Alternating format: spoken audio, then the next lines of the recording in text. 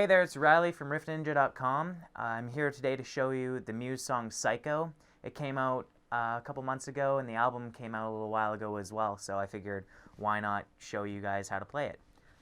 Anyway, before I get to showing you the actual playing part of this song, I'm going to talk a little bit about it. So, first off, the tuning, which is very important in this song because you can't play it in standard tuning. The low 6th string, which would normally be your E, is tuned down a whole step to a D. So that corresponds with the key of this song, so because you're going to be using the open D a lot, as you heard in the intro riff. And it starts, you can play it in D diatonic minor. So drop your 6th string to a D, and then have the rest as you would in standard tuning. So your A, your D, your G, your B, and your E. So, and then your low D for this song. So if you want to ever do some noodling to this song or anything, it's in the key of D diatonic minor. But in this, if you have your drop tuning, you can't start it on the 10th fret like you normally would right here, because it sounds weird, right? So you're going to have to bump the first couple notes up a whole step as if you were, because you dropped the whole guitar down a step, right? So you're going to start on your 12th fret. So you're going to go...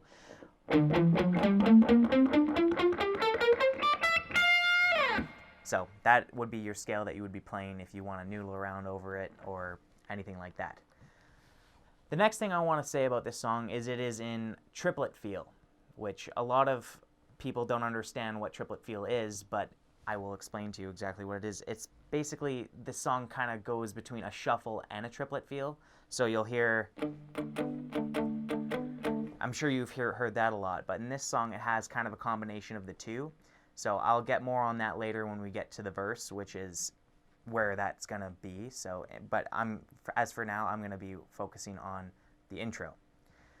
Another thing about this song is the similarity between a song that I personally noticed, and I'm sure a couple of you may have noticed. It's very similar to the song Roadhouse Blues by The Doors. So if you don't know what that song is, go check it out. It's a pretty cool song, and you can kind of hear the influence in it. As for the chromatic passing notes that they use, because in this Muse song, they go...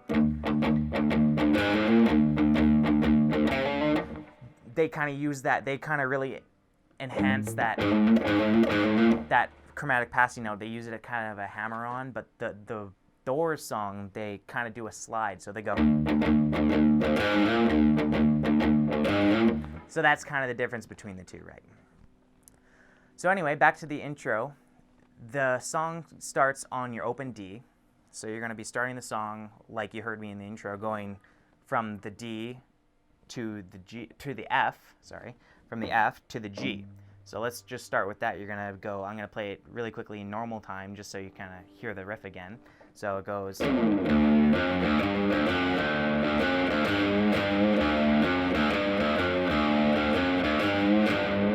So when you're playing that riff, you want to kind of time it. You'll feel that shuffle feel while you're playing it. So you're going to go...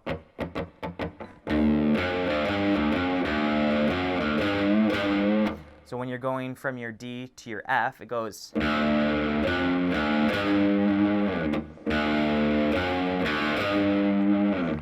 So you go from your D... To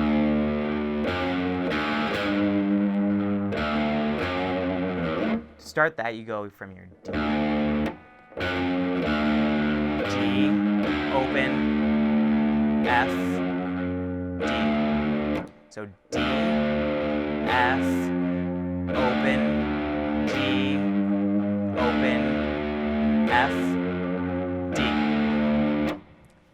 That's the first part of the opening riff. Now in the actual riff, you'll hear a small little semitone bend in there. So you're bending from the G to the G sharp.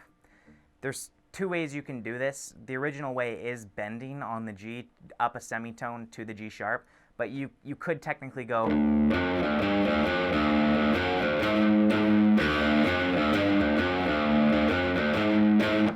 But that's not the actual way of doing it. But if you can't really get the bend proper, you can use that as an alternative. But I'm going to show you the bend anyway. So when you're doing that riff, you're going to bend... like I said, a semitone up to your G sharp from your G. So you're going to go...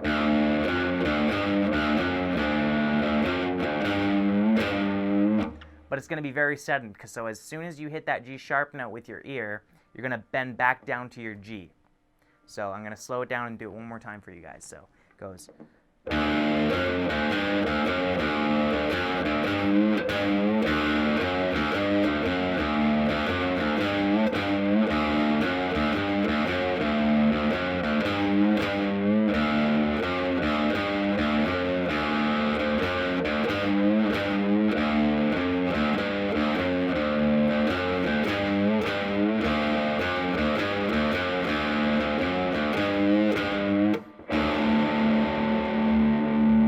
Alright, well, thank you for watching. That was the first part of the Muse lesson Psycho. If you want to move on to the next part of the lesson, just click the link right here. Thanks. Have a good one.